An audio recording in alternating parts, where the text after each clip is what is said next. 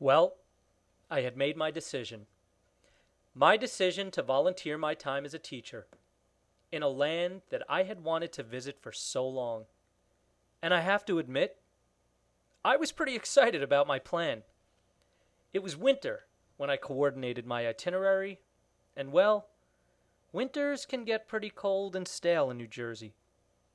In an attempt to stay warm, I would get these visions of visiting this island paradise. I could see the colorful and unusual flora. I could recognize some of the prehistoric and much fabled fauna.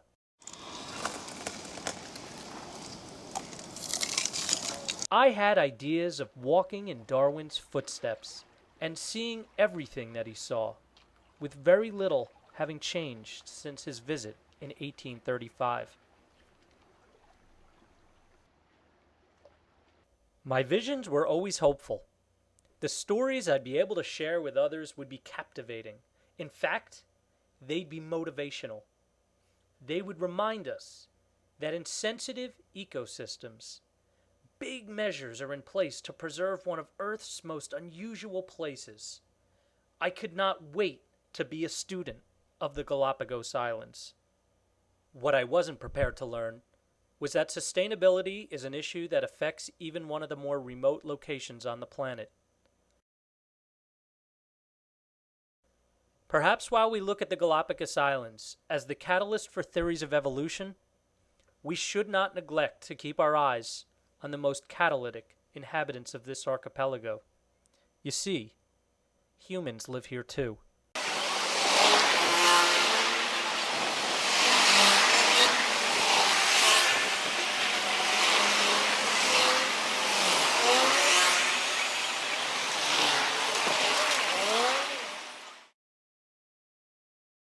The Galapagos Islands, approximately 604 miles off the western coast of Ecuador, are separated by the equator and by the powerful waters of the Pacific Ocean.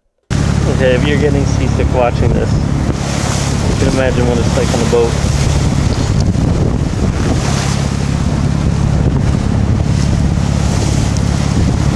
Depending upon who you ask, or which resource you are looking in, there are 19 islands, only 4 of which are inhabited by people. There are also approximately 40 islets and dozens more emerging rock. This is an archipelago that is still growing. I had the privilege to spend time at all 4 inhabited islands. Well, I only spent the day at Isla Floriana, which is about 67 square miles. Talk about peace and quiet, though. Only about 200 humans live on this island.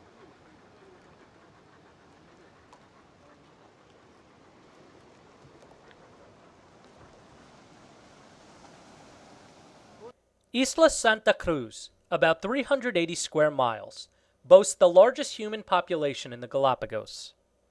The town of Puerto Ayora is a big transportation hub for locals and tourists, and is the most inhabited town in the islands.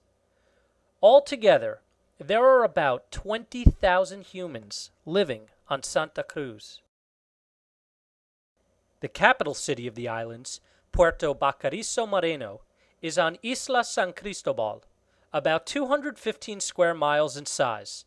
The island is home to 18,000 people. Of all the islands I visited, it also seemed to have the biggest population of sea lions.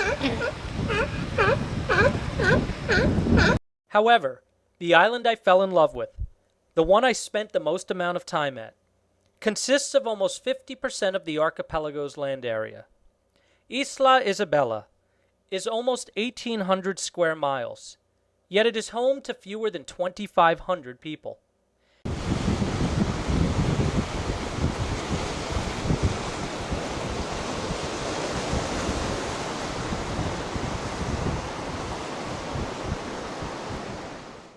Here, the streets are still sand, and the most popular mode of transportation is walking.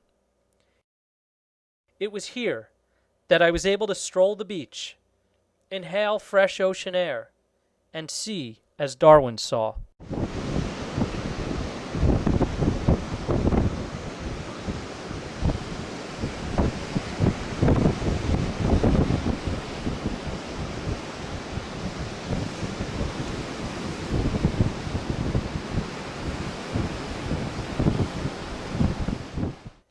was incredible to just stand and observe with no stressful schedule to worry about. Well, that was foreign to me. But truth be told, I was a foreigner in a very foreign land. It was as if I had traveled back in time to a place where at first glance still hadn't been touched by human hands. Like most tourists, I started out in Quito, the capital city of Ecuador. Sitting at an elevation of over 9,000 feet in the Andes Mountains, Quito has a population of approximately 2.5 million people. A fascinating place. I would have loved to spend more time there. But remember, my dreams from months before were of the Galapagos. So after 3 nights, I flew to Santa Cruz.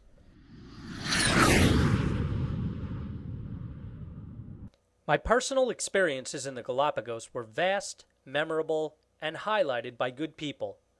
But this film's focus is on the balance between human and nature on these islands.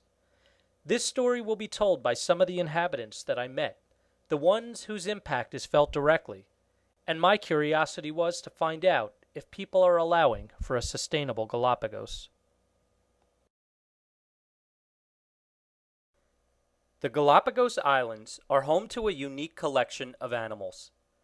One of the most visible critters is the Galapagos marine iguana, which is the world's only living marine lizard. They live on the coast and dive regularly to get at their seaweed food. This cools them down, so they need to return to the rocks every half hour or so to bask in the sunshine. Their diet is naturally very salty, and they have evolved a mechanism where they snort out excess salt.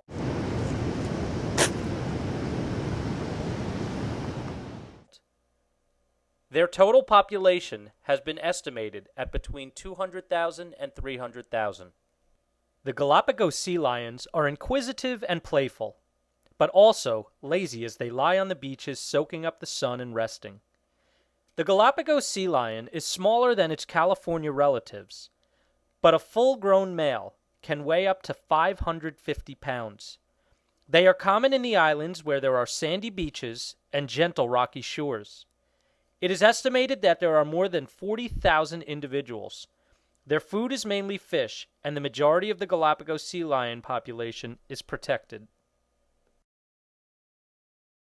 The Galapagos penguin is the only penguin to live on the equator and can survive due to the cool temperatures resulting from the Humboldt Current and cool waters from great depths brought up by the Cromwell Current. The Galapagos penguin is one of the smaller penguins, approximately 14 inches in height. They eat small schooling fish, mainly mullet, sardines, and sometimes crustaceans. The species found here is endangered and is considered to be the rarest penguin species. The Galapagos brown pelicans can be seen especially around the harbors of most islands in Galapagos. They usually nest in small colonies in mangrove forests. Their wingspan is about 90 inches, and they have an average body size of around 40 inches in length. They are exceptional and graceful flyers. For feeding purposes, it hits the water with its beak open, the wings extended and almost like crushing on the surface of the water. Because the pelican enters the water with its beak opened, it manages to catch some fish, but also a lot of water goes into its gular sac. Blue-footed boobies are amazing fishing birds, diving from heights of over 25 feet to catch the fish below them. When flying, they place their wings close to their body and enter into the water like a bullet, without making a splash. After the initial dive, they swim a few yards underwater in pursuit of its prey. Galapagos Island's blue-footed boobies are also famous for their colorful courtship dance. The courtship of the blue-footed booby consists of the male flaunting his blue feet and dancing to impress the female. The frigate birds, also called pirates of the sea, are the kind of Galapagos birds that belong to the sea, though they are virtually not waterproof. Their wingspan is about 6 feet, they are lightweight, and have a long, hooked beak to catch fish without getting wet. Frigates have an easier way to get food, stealing from other Galapagos birds, especially boobies. Sally lightfoot crabs, also known as red rock crabs, are scavengers and are common along much of South America's western coastlines. These crabs range in color from a dull brownish red to pink or even yellow. Their coloration often makes them stand out against the dark volcanic rocks of the Galapagos shores. Of course, what would a trip to the Galapagos be without looking out for the different species of Darwin finches? These are the very birds that led Charles Darwin to explore his theory of evolution. There are about 14 different species, but the birds are all about the same size. The most important differences between species are in the size and shape of their beaks, which are highly adapted to different food sources. The birds are all brownish or black. Finally, there are the amazing Galapagos tortoises. These are the largest living tortoises in the world and are native to 7 of the Galapagos Islands. There are 14 recognized races within several species. Fully grown adults can weigh up to 650 pounds and grow to about 4 feet long. These giant herbivores have a diet comprising of yucca, cactus, grasses, leaves, guava, and ferns. Tortoises can go for long periods of time without drinking and can live up to 100 years. It is estimated that at one time, more than 100,000 tortoises lived in the Galapagos, but only 9,000 remain today. That, of course, brings us to the other animal on the islands, human beings.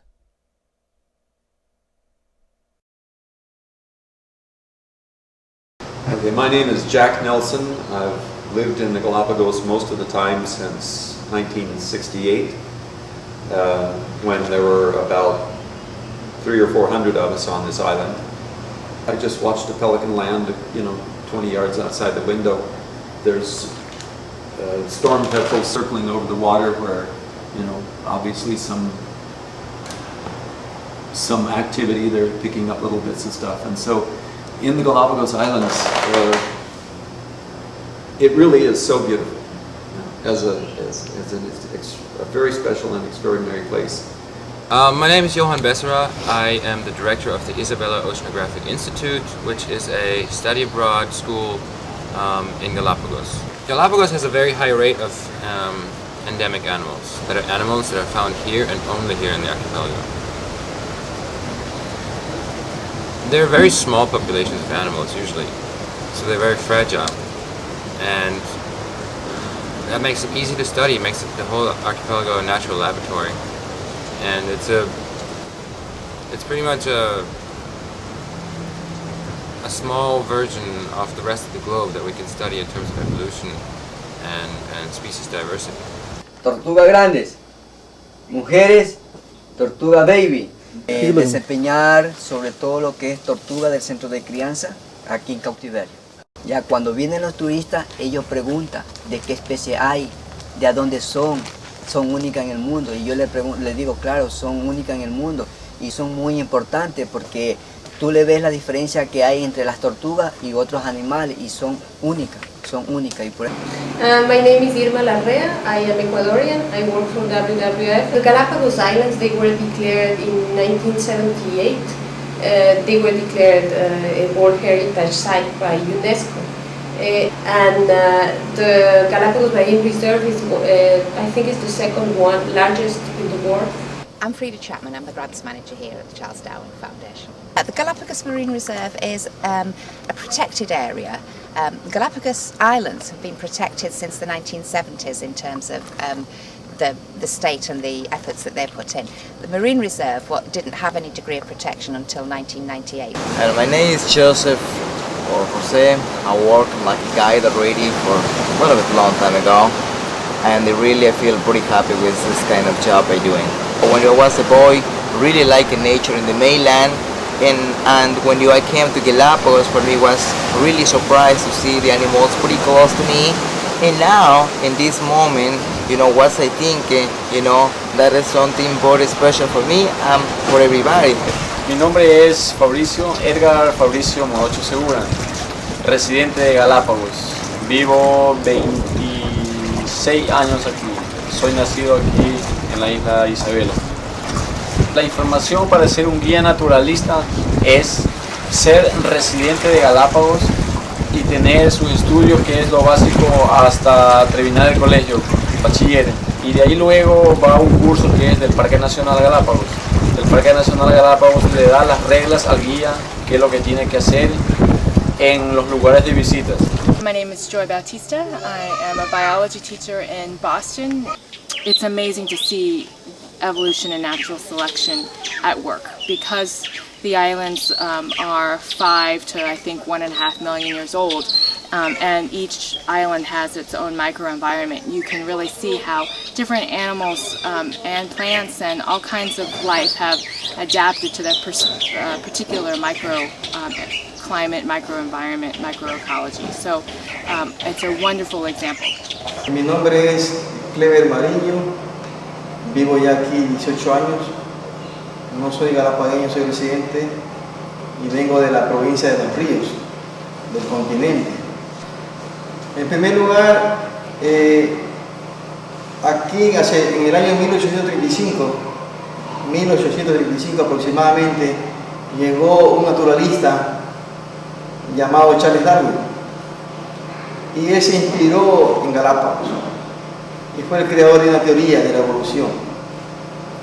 Yo como profesor, a través del laboratorio, quiero que un niño se inspire y sea un Charles Darwin ecuatoriano. ¿Ya? Es por esta razón que estamos trabajando, motivando a que los niños sean creativos, investiguen, descubran, para mejorar nuestro ecosistema Galápagos. My name is Matías Espinosa.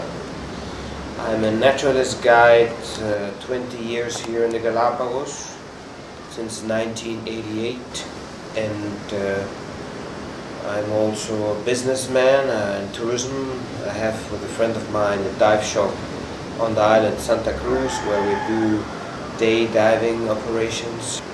We need to really analyze us what we're doing every moment of our life. Because Galapagos is the last fortress of nature, incredible nature. Yo me llamo Ulises Guerrero Córdoba.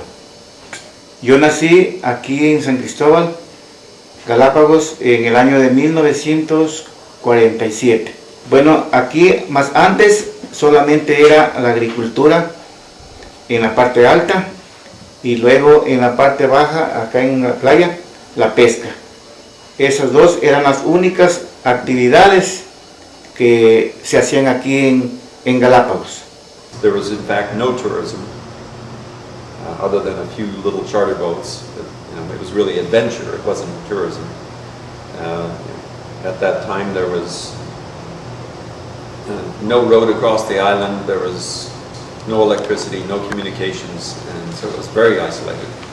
So I have seen really the entire, over 40 years, I've really seen the entire development of all of the different changes and laws and population growth and the explosion of tourism. Santa Cruz was a small town 20 years ago. It was a nice town. And there were only a couple of cars, and there were no airplanes and no speedboats, and there was only a slow wooden boat from the municipality that was going to Santa Cruz once a week. I've seen this town is changing constantly. It's growing substantially. When I first came here, there was a handful of hotels with some 50 beds available to tourists. There was a fishing boat every now and then going to Santa Cruz, bringing a handful of tourists, 2 handful of tourists. By now we have frequent boat traffic, 2-3 boats going daily to Santa Cruz. We have 2 flights a day coming from Santa Cruz and Cristobal. Along with all of this development, the first bank came in here in 1993, and that was the first telephone. There had been no telecommunications here until 1993. The foundation was set up in 1959 by a group of visiting scientists who came here during the mid-50s and saw that Galapagos was in a very dire state and that something had to be done in order to protect it. And during the 1960s, the initial scientists who came here built the buildings that you see here, built the research station, and began to investigate the species that we have here in Galapagos. One of the really important things that we're going to start dealing with this year is a new scientific investigation stream of social sciences, that's human beings. In the past, we've concentrated on the biological sciences, on the species and the natural ecosystems. But clearly, with a population of somewhere between 20,000 and 30,000 individuals across the Galapagos Islands, humans have a huge potential for impact on that. And additionally to that, we have, I believe, about 165,000 tourists every year coming to Galapagos. That's the number of people who come into the ports on tourist visas. And they too have an impact. The Galapagos Islands, where there's high salaries, there's jobs, their development is a magnet for people who are looking for any kind of opportunity. And of course, opportunism is not a good motivation for sustainability.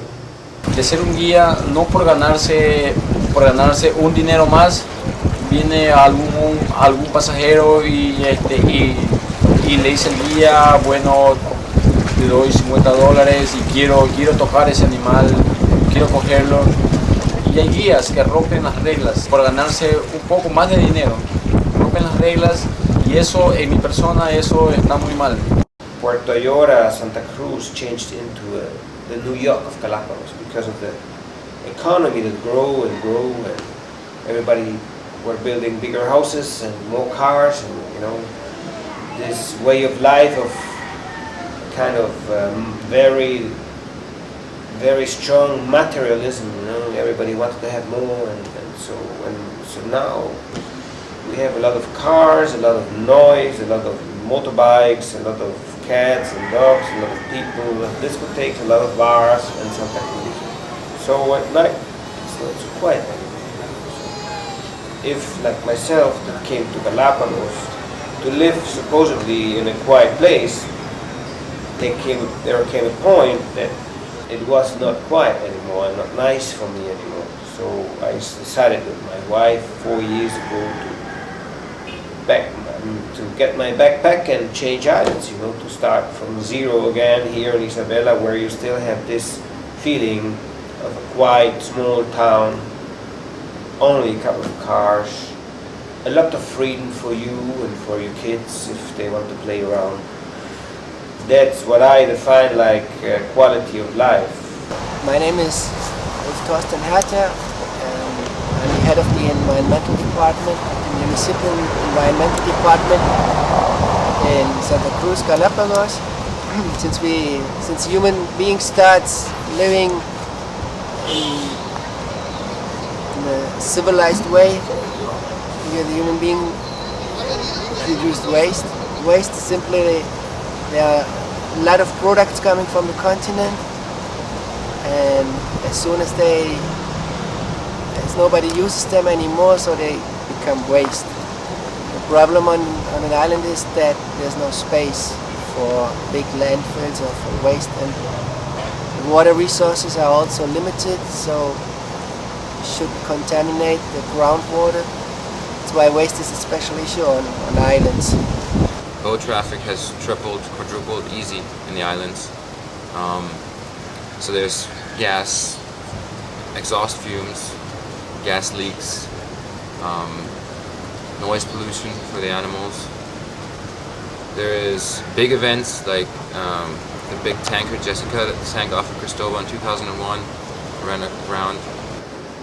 The biggest and most terrible accident we had was the Jessica of 2001, the cargo ship with fuel cargo ship that crashed against San Cristobal. And most of the fuel went into the water.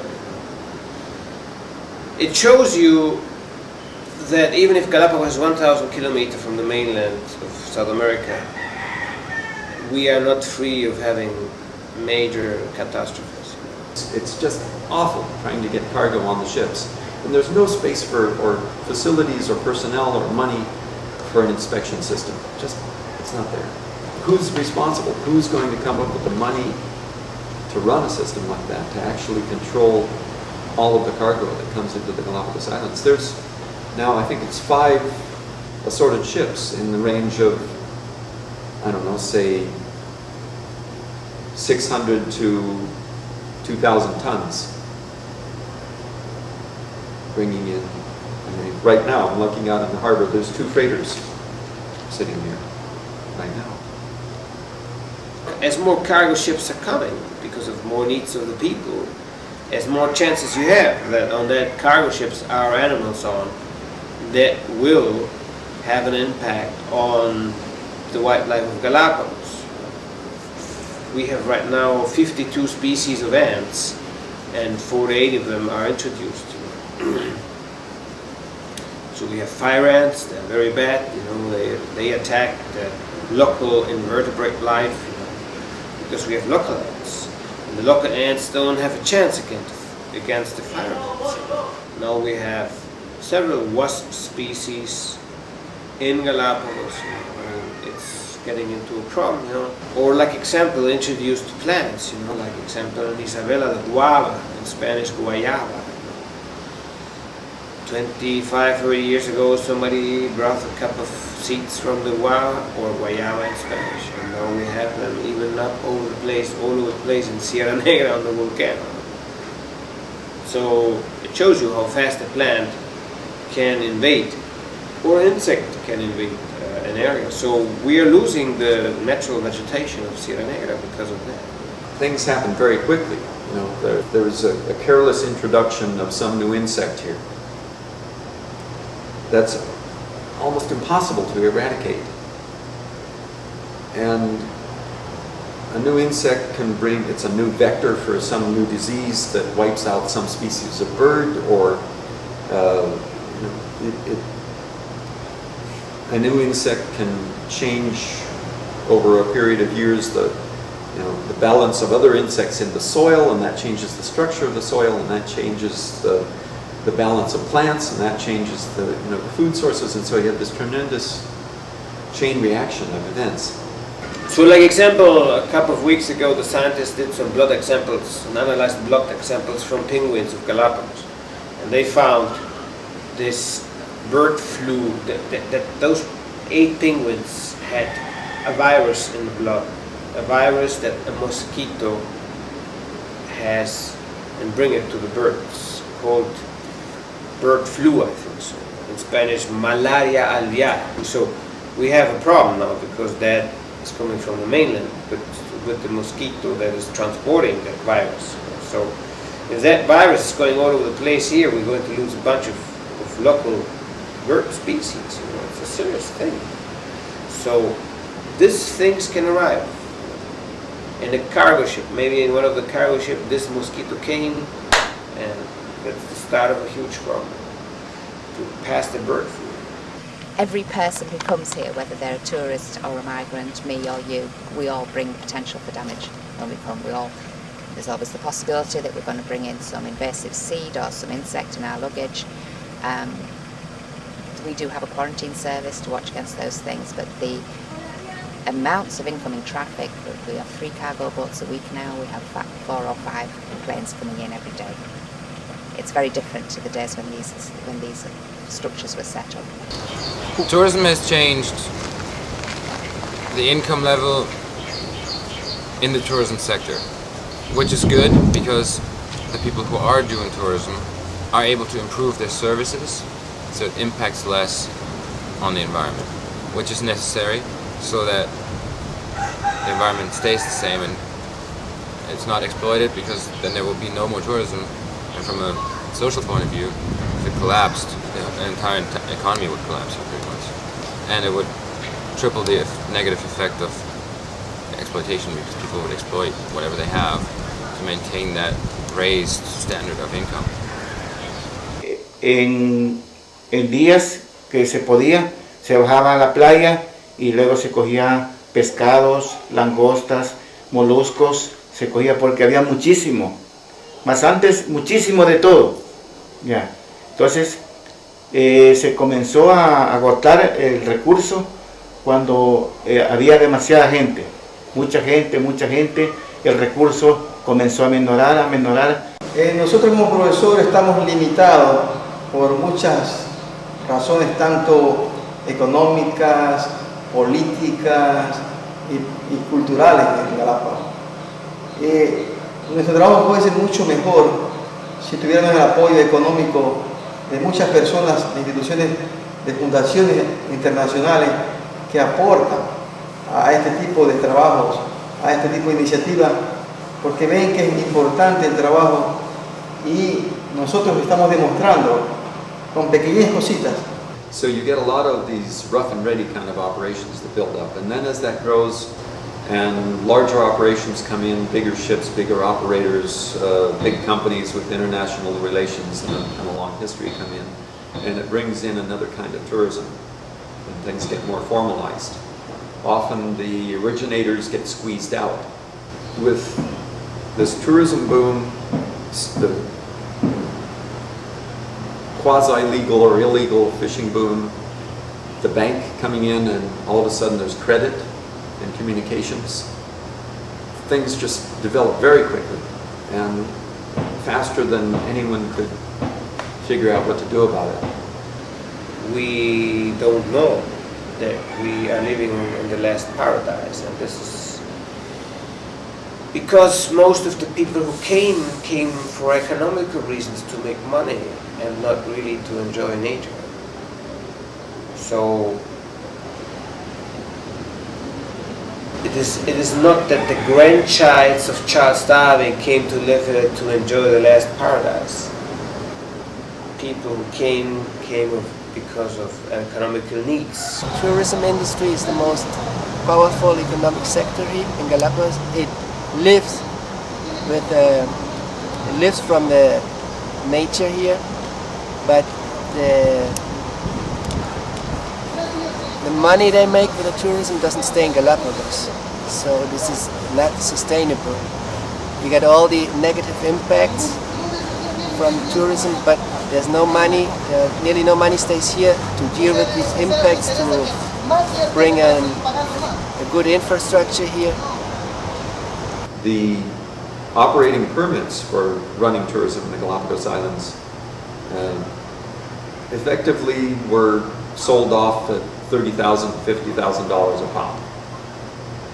And they were not going into the hands of people who live in the Galapagos Islands, which is another thing that contributed to the way things developed. More on that, as around the same time fishing went out of control. The main event being sea cucumbers and shark fins, and other bits and ends of things which are going to Asia. If you understand nature, but you are forced to make money cutting shark fins or doing illegal fishery because that's good money, even if you understand what the problem is, then I don't have won the battle. We were sailing to another island and he saw something in the water, so he stopped to see what it was. It turned out to be a solar panel that was giving energy to a radio transmitter, and attached to that was a huge barrel of tuna fish and a large net to catch sharks.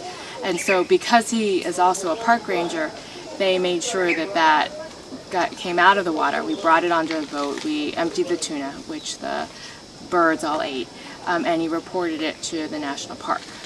And we eventually brought that contraption to the national park. They suspect that the people who own it were hunting sharks and particularly just wanted the fins for the shark fin soup, which is really, really sad. Things like this are part of the traditional Chinese medicine pharmacopoeia.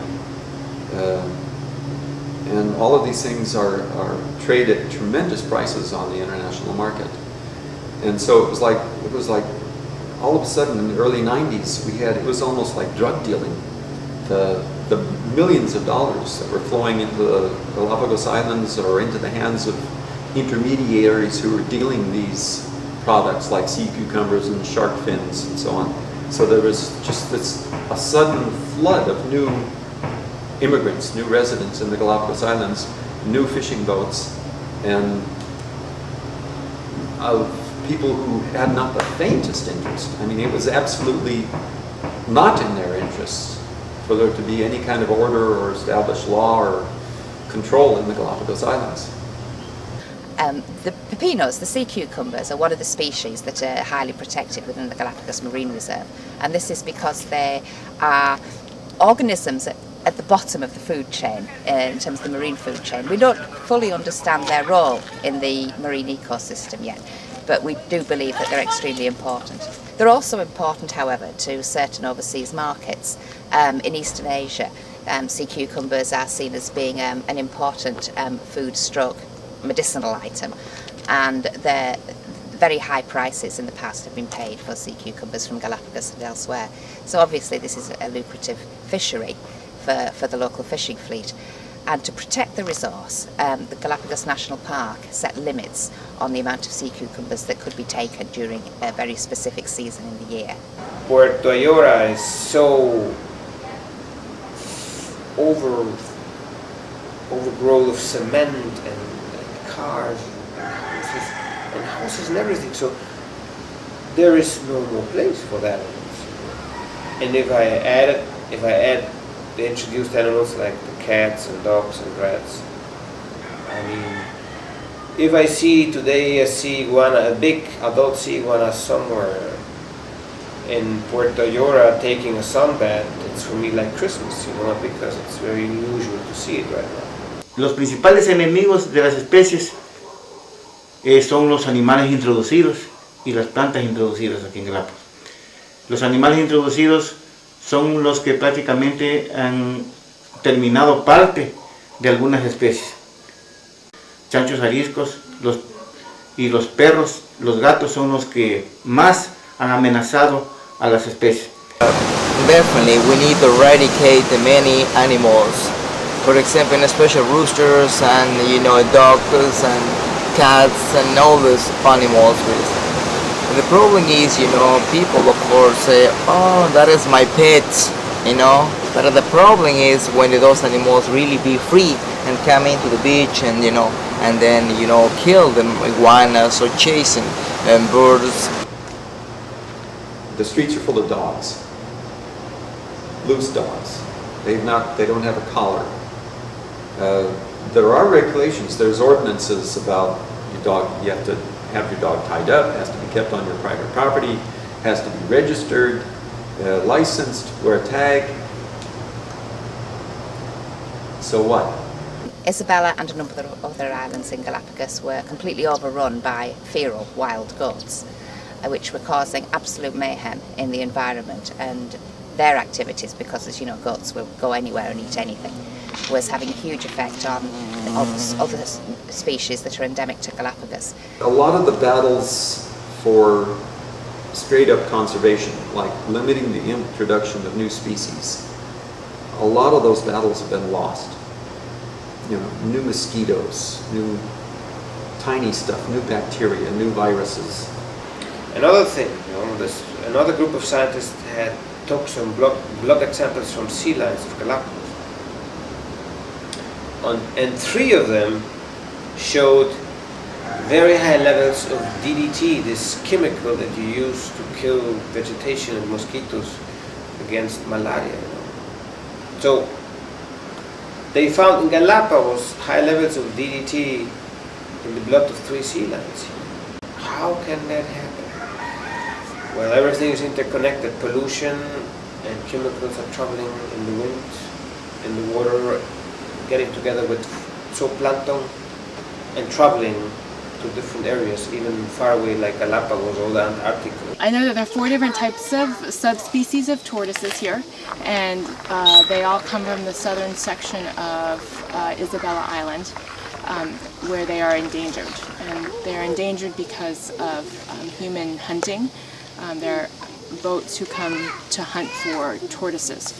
And apparently in the southern part of Isabella, it's much more easy to access the tortoises from a boat. St. George is one of our most famous colleagues. He has been living here since the 1970s. He's the last of his species, which is the tortoise that is found only on Pinta Island. You may know that each island, and within Isabella, which has 5 separated volcanoes, there's a different tortoise species on each. George is the last of his kind. repeated trips to Pinta have never found another live tortoise. So George was brought back here in 1970 and we began the search to see if we could find another Pinta tortoise, because we know there are a lot of Galapagos tortoises in different zoos around the world. That's been completely fruitless, so we decided that some of George's DNA surviving was probably better than none of it, and chose 2 females from closely related species, not the same but quite close species, to share his corral here at the research station. And that was in the 1970s. And since then, because we are very patient, you have to be when you're working with tortoises, we've been waiting for something to happen. To me, the weakest link in thinking of sustainability for the Galapagos Islands is simply that there's not nearly enough public understanding of what the issues are and how they work. And they come from places where things are already just trashed. The environment is already shredded. They come from places where it's normal to see a sign in a public bus that says, please be polite, throw your trash out the window. Meaning, it's rude to throw your trash on the floor because then I have to sweep it out the door. The government of Ecuador had declared in April, had signed a decree declaring Galapagos at risk. And after that, UNESCO put the Galapagos in the list of endangered sites. Wait, stop. Hold on 1 second. Pollution? Bird flu? Invasive species? Irresponsible tourism? Overdevelopment? Endangered animals? This is not the Galapagos I had read about in travel guides, and it doesn't seem like the green destination I had heard being promoted on television. So far, this was not what I had planned on discovering and sharing with everyone when I got home. So my question now is, if there is awareness about these negative events that are taking place, then if anything, what is being done to bring about a change? We think that the CDF has had a huge impact on Galapagos the way it is now, and in fact, were it not for our activities and those of the Galapagos National Park Service, this group of islands would probably look more like Hawaii does now. We've been instrumental in bringing a great deal of funding here to the islands for conservation measures, or being a voice between Galapagos and its environment and governments, not just of Ecuador but of the world, and in raising consciousness for the protection of this important place. So I was looking at the fisheries and came up with the main problem is lack of alternative. Lack of alternative usually is a lack of education, and the alternative would be tourism, but you need a certain level of education to be able to work in tourism, and the tourism needs some guidance in order to be sustainable tourism or ecotourism, so that the nature doesn't suffer too much from it. Because tourism done right can have a lot of benefits, I believe. Somewhere we forgot that it was very important to teach the people who were living here to grow up in harmony with nature, to include them, to analyze and understand the unique wildlife of Galapagos. This is something that we forgot. There came so many people in a very short time because of the economical development in fishery and tourism principally, that these people also were not educated. So now we have really a bunch of people. We have the old people and the new people who don't have really a serious environmental education. There's a number of programs in the schools for environmental awareness and conservation and so on. And so, maybe indirectly, the kids go home and talk to their parents. At the beginning we thought that we wanted only to involve the teachers and then teach them what the renewable energies were, and how you use them, and then they could teach the students. But by the second year of the campaign we got many students very interested in learning more, and then we involve them. So we produce many products, let's say many materials. We produce brochures, we produce these books, these 3 books. We provide study abroad classes for college level undergraduates in the US or internationally really, and with the money we're making with the school, we're supporting the local education system and conservation projects. What part do I see for education in terms of conservation or tourism? It's everything. It's the most important thing that needs to be done and improved. One of the things that's going to be important in the future is that the idea of integrated educational reform. It's an idea that was set out in a special law that was passed to protect Galapagos in '98, and it has taken some time to get this going, during which both the park and the CDF have been working in the informal education sector, running out of school clubs and also advising local teachers on how to incorporate environmentalism into school activities. But what the law actually requires is that environmental teaching should be integrated right across the whole curriculum. De que ellos amen a los animalitos, los cuiden, los protejan, los estudien y le ayudan. Los chicos, yo podría decir que hoy ya conocen y valoran a todos los animales de Galápagos. I arrived here in January 2006 to implement a recycling project here in Santa Cruz. It was the first recycling project in Galapagos and more or less the first one in Ecuador. This is the character of the whole story of the campaign.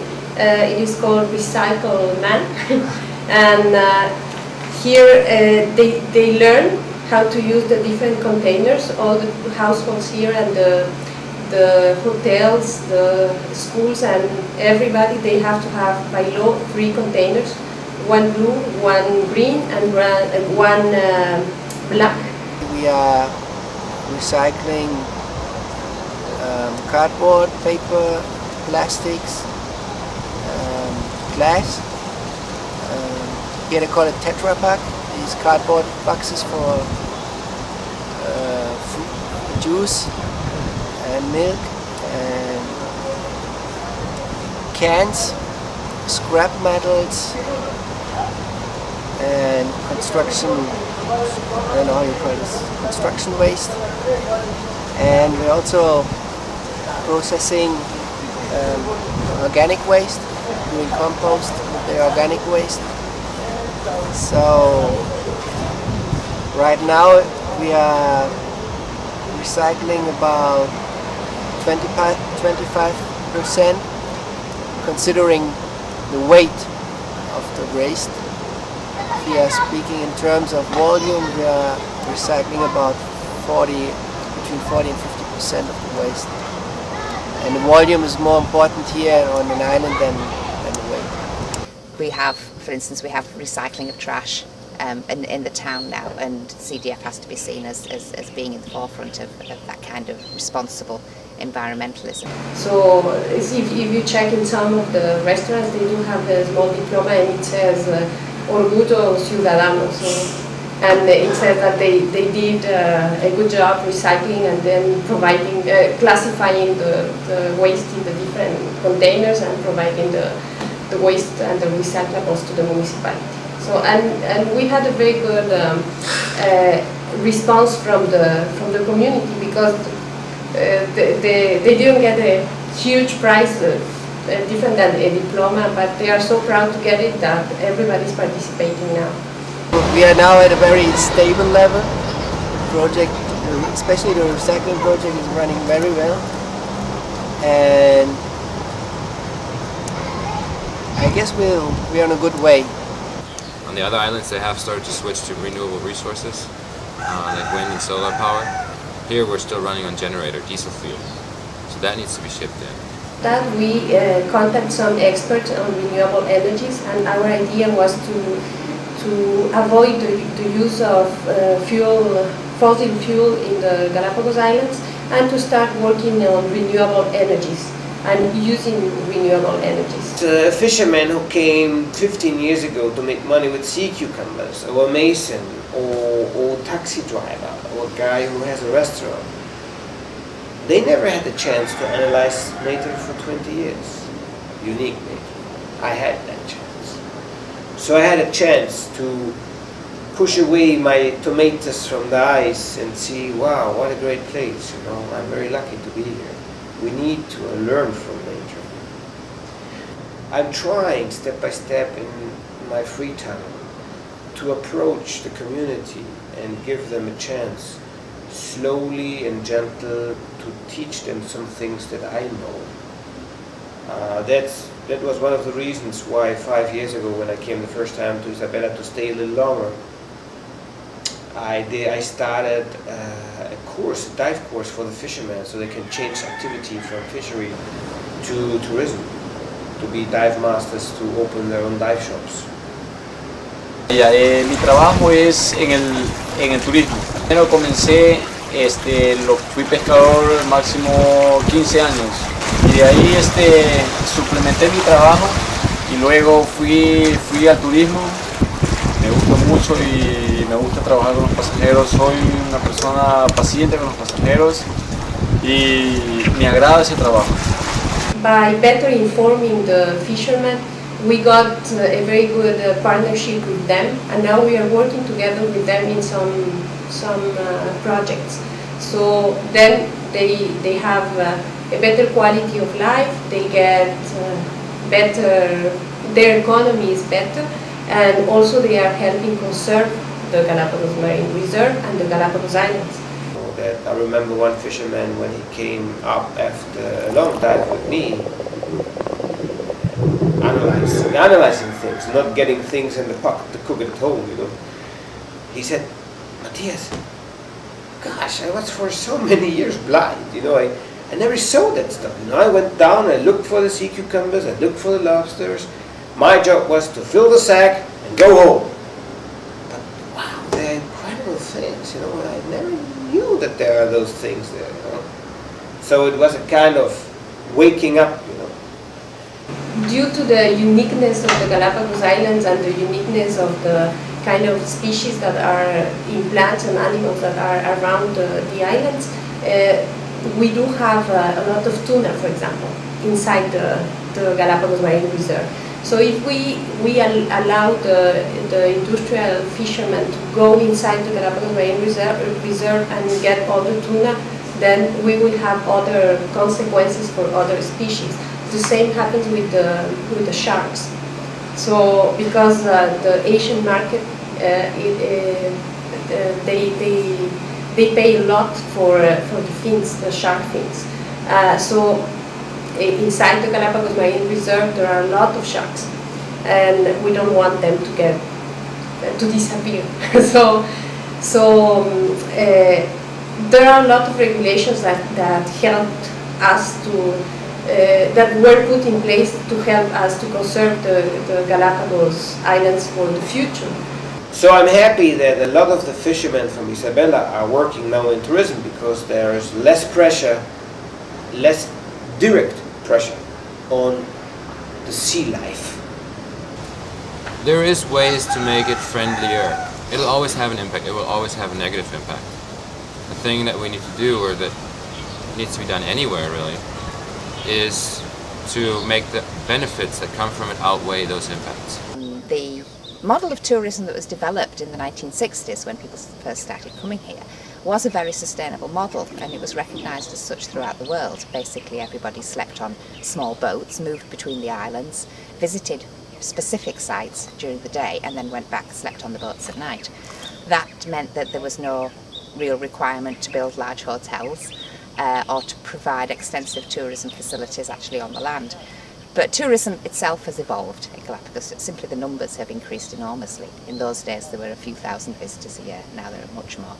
Different types of tourism are evolving, there are demands for different, perhaps more exciting forms of tourism, and we will help the National Park to assess the impact of those tourist activities, give advice on them. But we're also going to include the human factor into our research now, which is really important for the future. It's much more difficult to build a small tourism business than people realize. You have to get involved as kind of a mom and pop store. You have to get involved with an international supply system. Build a reputation, build contacts, build an understanding of the market. But it is happening, and so I think that over the long run is very encouraging. Massive tourism is going to harm nature, because on a small trail like the Tintoreras here, to have 2,200 people, that's bad. I mean, to have, imagine in 4 or 5 years to have 150 snorkelers in a small bay snorkeling with 10 penguins. That's not going to work on long term. So we're going to lose quality of tourism, quality of seeing animals. One of the key things is to develop a new model of tourism. So we are working very closely with many other partners in developing that new model. In general, but this is a big and very touchy subject, maybe limit tourism to a sustainable balance where benefits outweigh the impact most. Think of a bell curve. Find that middle. Right now we're in about 160,000 tourists in the archipelago and the Galapagos annually, steadily growing. Tourism is a good thing in that every person who comes to Galapagos has the potential to fall in love with the place and then act as an ambassador for it, go back, talk to their family and friends about the experiences they've had here, how important it is to conserve it. Most of the guides really are one of the best here in Galapagos. All those try to protect the Galapagos because it's simple. Galapagos, not just on you, it's Galapagos. Galapagos is for the whole world, but in the same time, we need to help it, we need to protect it, because if we don't do that, so Galapagos will be like the mainland or like Guayaquil. I was also really impressed with our National Park guide because he told us that all National Park guides are also park rangers. From what my guide said on the boat, he really believes that the Galapagos Islands are actually in better shape than they were 40 years ago when tourism really began. And I think that's because of the National Park rules that they put into place in the uninhabited areas. Es muy importante porque tú conoces, viene aquí mucho turista y tú conoces mucha gente de toda parte del mundo. Y entonces ellos te preguntan por qué uno coge a las tortugas, porque este Galápagos es único en el mundo y no hay en otra parte. Ya, en el futuro, por eso que aquí tenemos tortugas en cautiverio, tanto tortugas adultas para reproducir. Y en el futuro queremos que esas poblaciones como Volcán Cerro Azul y Volcán Sierra Negra aumente la cantidad de tortugas. Por eso sacamos en la incubación más hembra que macho. I think it's very impressive that an underdeveloped country like Ecuador, on the end of the 50s, beginning of the 60s, I mean this is a long time ago, took the decision to declare 97% of the surface of the Galapagos National Park untouchable. Because definitely the roots for the National Park, in my opinion, is one of the best. And me, I have a chance to protect the nature, and at the same time I help to tourists to protect nature. For example, one rule say, please everybody, we need to walk just only on the trail. So everybody will need to do that, because if you everybody going everywhere, that's good, you know, that's good for the environment, not good for nature. So one of the best way is to be in the trail, and then from the trail we have a chance to appreciate what's really happened all around. Yeah, this was a multi-million-dollar project with support from the United Nations Global Environment Fund, the United Nations Foundation, and a number of other private and foundation donors. It went on for several years and basically involved us removing goats from the north of Isabella and from Santiago Island. Other islands were included in this program as well. And the results of that have been tremendous. If you go to those places now on those islands and compare the before and after photos, you can just see that the vegetation has made a fantastic recovery. We're finding plants, for instance, there that hadn't been seen for decades, and that on its own is a huge thing that we've done. It's probably the most visible and public thing. Teaching young people principally, because I have the hope in the next generation that they want to change. Part of my effort was to invest time to teach fishermen to change activity and to understand nature. Part of my time was to teach a young generation of dive guides, because in our dive shop we teach young people from Galapagos to be dive guides, but not just dive guides, ecological dive guides. So the dive guides can learn how important is it to live with nature and what is important in nature.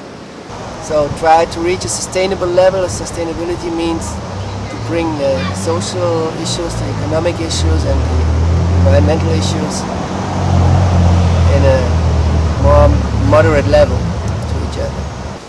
It's a very small community, so I see that I can really move things. It's a community that's at the verge of a big step in development.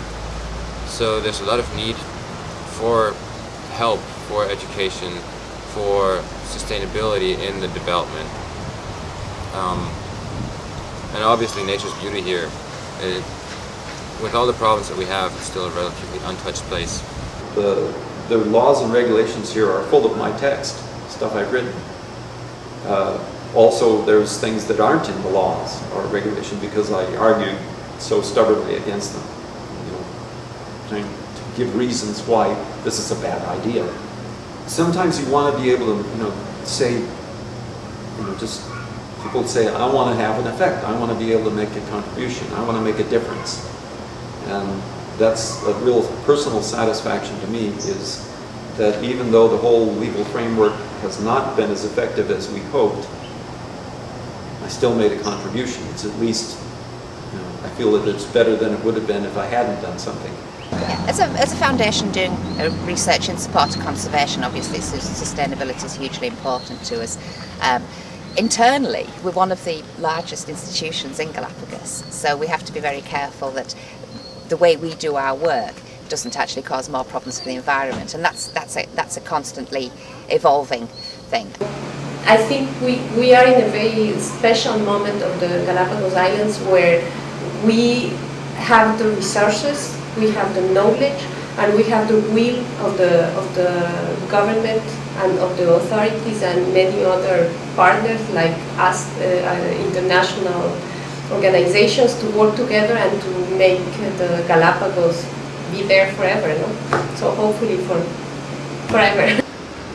Talking about it is nice. Acting, trying to have less impact is difficult. I'm trying it, and I know it's very hard. I know it's not easy, but we need to give it a try, at least to slow down a little bit. Okay, things seem to be on the mend and are headed back in the right direction. So to conclude, I asked the individuals what final thoughts or words of advice they had for the rest of us. Please help it to protect the Galapagos, because that is my Galapagos, that's your Galapagos. Everybody, we need to protect this paradise, because if I don't protect and you don't protect the Galapagos, in the future will be disappear in that way. Es muy importante, compañeros, estudiantes, que vengan a visitar las Galápagos, que es algo maravilloso, único en el mundo, es un paraíso donde ustedes van a ver especies únicas. Where humans, a small population of humans are living. We are talking maybe not over 30,000 people who are living in this huge place of incredible nature. If we, the humans, with so much money from different countries, helping Galapagos, trying to do whatever we can to try to save Galapagos, to find a way to live in balance with nature here in Galapagos. If we cannot save this last fortress of nature, like human species, then we need to get ready to pack our backpacks to try to live on the moon. Because that means there's no hope. Humans on long term to live on Earth, because if this small micro world, we cannot do anything about it. in the big picture on Earth. It's even worse. But that also means the person to watch this video need to sit down and make a reflection of himself, how he lives, how much he's polluting, how much gasoline he's spending per day, analyzing his lifestyle, how much he can influence in the community where he lives to be more conscious about plastic garbage, recycling, using less energy. Aquí, como en cualquier otra parte del mundo, la gente tiene que preocuparse por conservar todo lo que es el planeta. Se supone que si hay mayores contradicciones con el medio ambiente, entonces todos vamos a vivir mal, a sufrir con el tiempo peormente con el calentamiento global que hay ahora. Entonces los que vivimos aquí en Galápagos con mucha más razón para conservar las especies aún más de las que están ya protegidas. I think there's a very important message here for everybody, whether or not they're able to come to Galapagos and experience the place for themselves. There are certain parts of the world, like these islands, where you'll find things where you find absolutely nowhere else. And for that reason themselves, I think they're important to us. They're important to human beings to know that there are these special places, some parts of the Galapagos completely unspoiled. People can find areas like that within their own environments, within their own countries, and said even if you're never going to come to Galapagos, I think what's important is to learn about the natural environment that's your home, and what's important about it, and to care about it. In a way, it's like taking Galapagos home, and I would encourage everyone to do that. My personal opinion is that sometimes less is more. To have less, sometimes is more. We see different aspects of the world. We see different species. We see like these amazing landscapes, amazing animals, and I think all of us, we need to do something to keep them alive for our children, for our grandchildren, for our great children, because it would be a shame that they couldn't enjoy what we are enjoying now.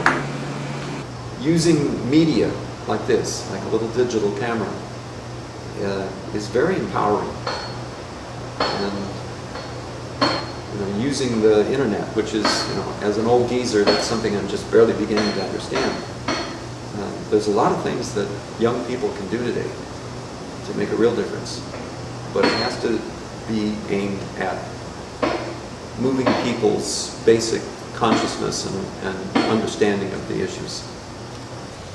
As inhabitants of the planet, I think we have a responsibility for the next generations to come to preserve what we have, as well as the Galapagos. We only have one planet, and we all have to live on it, and we have to live on it together. So, whatever you do, try to preserve what you have, because imagine what it'd be like if we were gone. For what it's worth, here are my final thoughts for all of us. I believe we have to stop pretending that there aren't any problems. We have to stop pretending that these are someone else's problems, and we have to stop pretending that someone else will fix these problems. The truth is, our planet is wounded, and we are all stitches in this. There will always be a wound if we do not stitch together. The Galapagos Islands is the spot where we point to when we speak of evolution. Evolution that has taken place over millions of years. Let's pause for a moment and learn from the tortoise, or as it is referred to in Spanish, el Galápago. Let's understand that it is okay to progress slowly, because there is something to be said about experience, wisdom, and patience. Truthfully, I still have hope. Just look at our friend Lonesome George. About 2-3 weeks ago, George's warden, his keeper, found a nest. And when the eggs were examined, many of them were broken, but when the eggs were examined, we found that 3 were probably viable, contain viable embryos. We're not sure about that yet. They have to grow a little bit more before we can do a test by holding them up against a candle to be sure that the fetuses, the embryos are still there, still growing.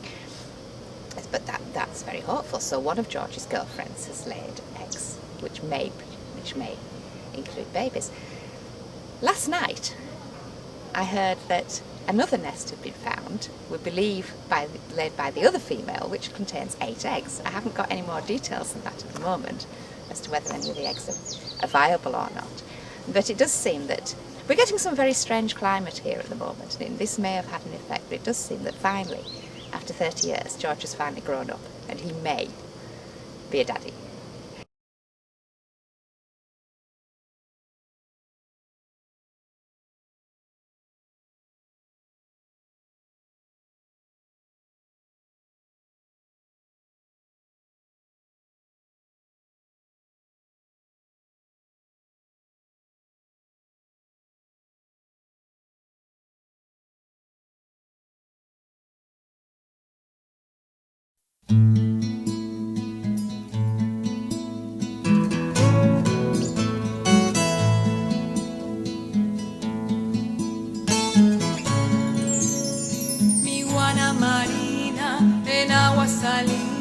Se lanza nadando para estar buceando y sus garras se clavan en las rocas de lava.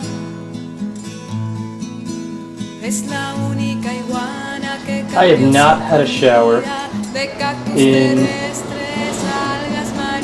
Thursday, Friday, Saturday, Sunday, Monday, a few days.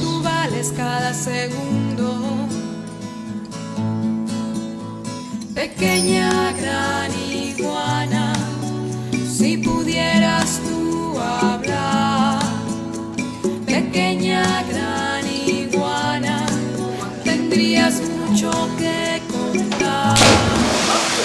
Las cosas ya no son como antes, ahora te tienes que cuidar.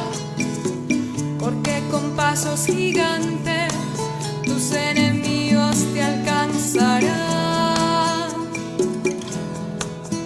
Cuando sale a la playa, el sol la calienta, tranquila, muy quieta, ya se va abrigando, sus amigas la esperan, parece soñando. Pero cuidado en la arena, porque hay muchas huellas de perros jugando y también cazando, y si te atrapan ya no tienes ninguna salida. Pequeña gran iguana, si pudieras tú hablar. Pequeña gran iguana, tendrías mucho que contar. Las cosas ya no son como antes, ahora te tienes que cuidar. Porque con pasos gigantes tus enemigos te alcanzarán. Cuando sale a la playa, el sol la calienta, tranquila, muy quieta, ya se va abrigando, sus amigas la esperan, parece soñando. Pero cuidado en la arena, porque hay muchas huellas de perros jugando y también cazando, y si te atrapan ya no tienes ninguna salida.